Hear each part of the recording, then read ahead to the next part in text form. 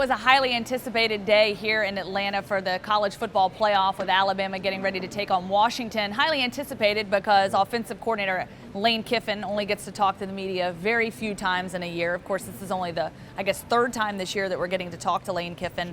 And with that being said, he's about to take on a new role as a head coach at FAU.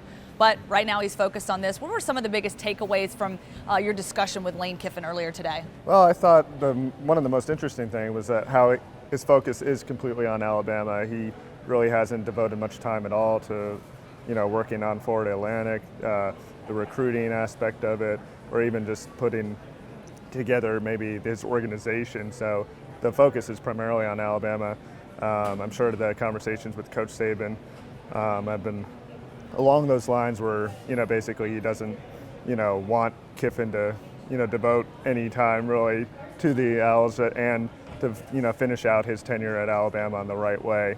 Certainly they dealt with this with Kirby Smart last year, and so I think, they have a good idea of how to go about this and manage the time effectively on both ends. Yeah, very similar dynamic to last year with Kirby Smart. And Lane Kiffin even said that a lot of the meetings that he's having at FAU, some of the recruiting and things he's got to handle there happening at nighttime when everything is done with the process with Coach Sabin and obviously the Alabama Crimson Tide. Now, Steve Sarkisian obviously here at the bowl game as well, on the sidelines watching practice. Some comments from Lane Kiffin, but also some comments from Jalen Hurts about Steve Sarkisian and his role and what Jalen Hurts thinks and how that transition is going to be. What did you take from that? Well, the interesting thing from the Kiffin side of it was that Kiffin said that Sarkisian's better at managing people, which, should bode well for the relationship he builds with Jalen. Now, Jalen doesn't seem to know much about Sarkisian.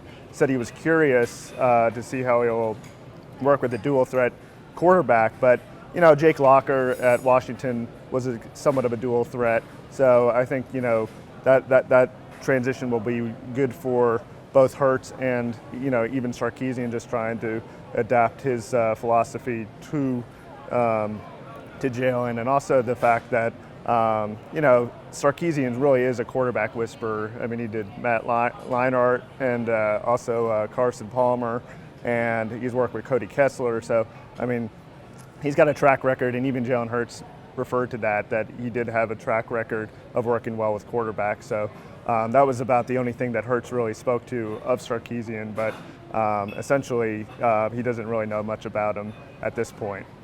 Now, of course, tomorrow will be another big day, highly anticipated. It is media day, so of course all the players out on the middle of the field where everybody gets to go out there and talk to them. And of course there'll be some X's and O's and some talk about this, but it's also a chance for these guys to let loose, dance around, have fun, and of course show off some of their unique talent. So we will of course be there tomorrow getting you all that fun stuff going on at media day. And of course for all of your Alabama Crimson Tide updates, you can visit us on AL.com.